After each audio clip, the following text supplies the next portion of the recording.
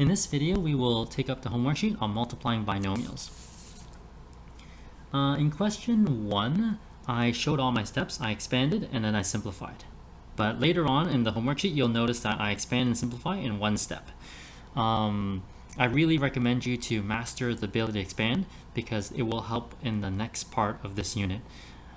Because if you don't reach that level of mastery when it comes to expanding, the next step really is harder than it should be. Okay, so anyways, there's not really much for me to say for 1, but you can just look it over. Question 2, to be honest with you, is very similar to question 1. The binomials are a little more complicated, but really there's not much to say about question 2 as well. Just watch the signs, okay? Negative, negative is positive, negative, positive is negative, and so forth and so on. You know your rules when it comes to multiplication. So for question 3, I love question 3. So there's a bit more going on. So like monomial, binomial, binomial. So I multiply the two binomials first, and then multiply by the monomial. B for 3b, just be careful with the distributing and the subtracting. Okay. 3c, same thing. Really watch your signs. Okay.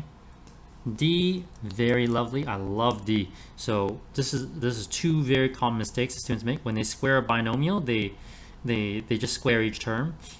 And the other mistake, the common mistake, is when you subtract, you have to subtract by the whole trinomial. So you need the brackets. Just writing 9m squared is not, sorry, just subtracting by 9m squared is not correct.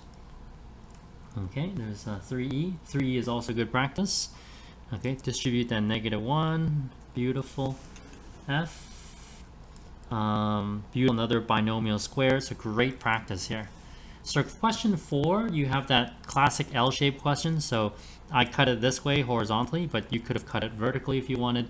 We will both get the same answer. Okay, so I found the area of this rectangle, of the two smaller rectangles, which make up the area of the L shape. Okay.